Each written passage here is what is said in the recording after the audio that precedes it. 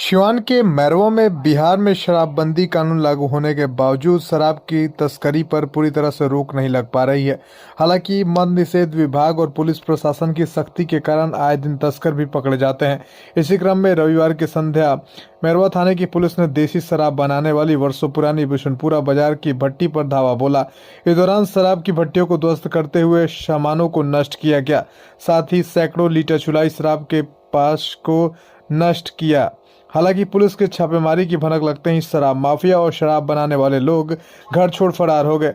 बहरहाल थानाध्यक्ष राकेश कुमार ने बताया कि ऑपरेशन चलाकर देसी शराब बनाने वाली भट्टियां को तोड़ी जा रही है। इसी क्रम में बिशनपुरा बाजार पर शराब की भट्टी पर छापेमारी की गई, जहां भट्टी को ध्वस्त करते हुए शराब बनाने में प्रयुक्त की जाने वाली सामग्रियों को नष्ट किया गया तथा दर्जनों डिब्बे में रखे गए शराब बनाने वाले जावा को भी नष्ट किया गया।